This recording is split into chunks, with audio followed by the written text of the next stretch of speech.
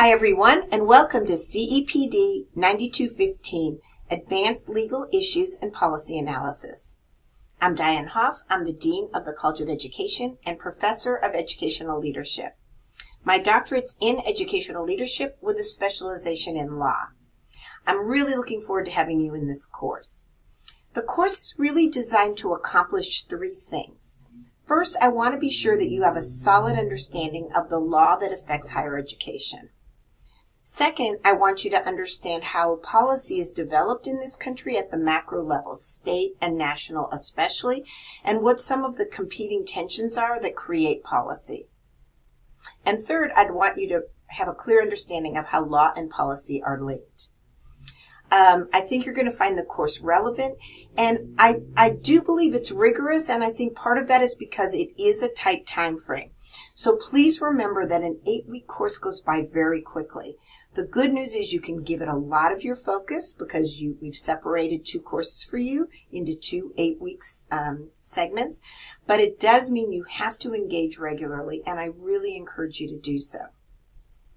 If you haven't already ordered, you need to order your text as soon as possible.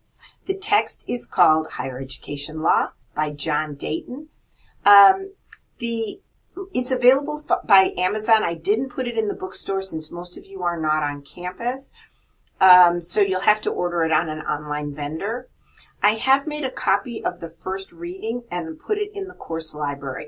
Sometimes people have shipping delays or, maybe the book was out of stock, so I wanted to give you a little extra time to order the book if you haven't already done so. But once we get past the first module, I will not be putting the readings from Dayton up on into the course library anymore, so it is important that you order the book.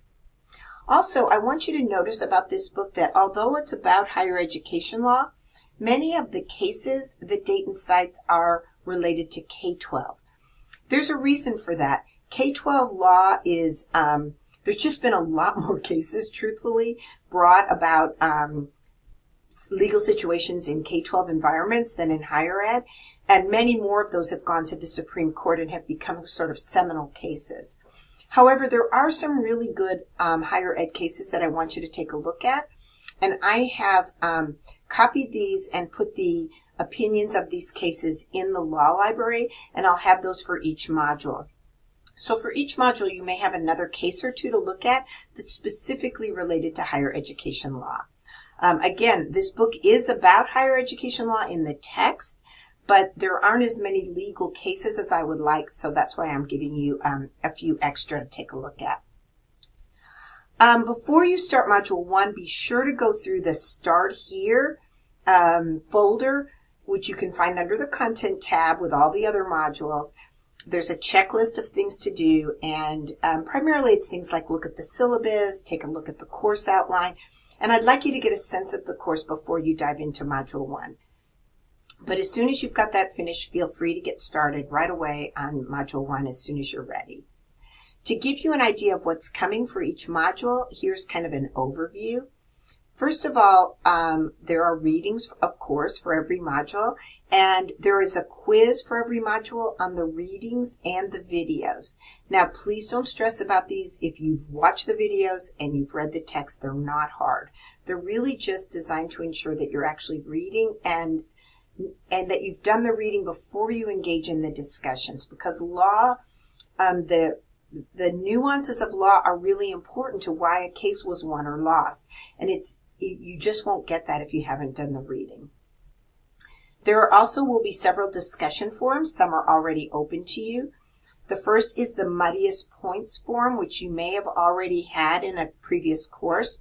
This is the place to ask questions about the course itself. If you can't find something, if you're unclear about an assignment, I'll be checking that forum very regularly, but you should also feel free to answer a question if you know the answer for another student. There's an In the News forum already available. What I'd like you to do is start watching the news for stories about higher ed situations in which administrators find themselves in some legal or policy dilemmas. Once you start looking, I think you'll be amazed at how many of these there are. It gives us an opportunity then to discuss what should the administrator have done? What were they thinking in making that decision?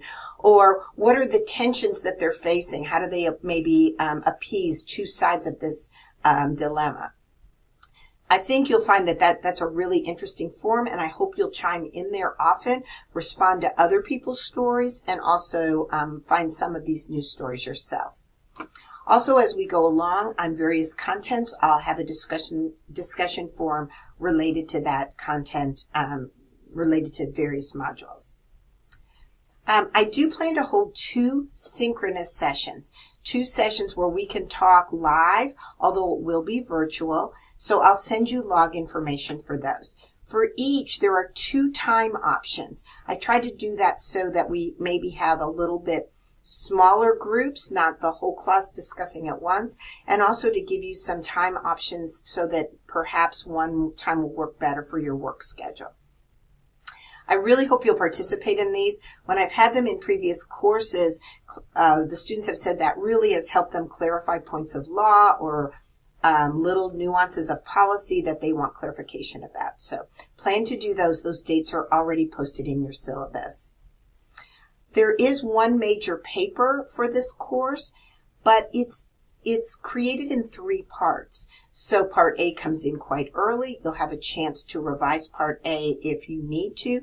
Then you'll add part B and again have a chance to revise if you need to. And then near the end, you'll add part C. So it's not as if we go along and then you have this huge assignment at the end. The course paper builds as we go. You'll also maybe notice that the course is a little bit more heavily focused on reading in the earlier modules and a little more focused on assignments toward the end. There is also one key assessment that has to be submitted in TK20, and instructions for doing that are also included. As you can see, I hope law and policy are really my passion, and I hope to ignite some of that passion in you. So let's get started. Please get going on Start Here, and as soon as you're finished, get on to Module 1. I'll see you back with a video in Module 1.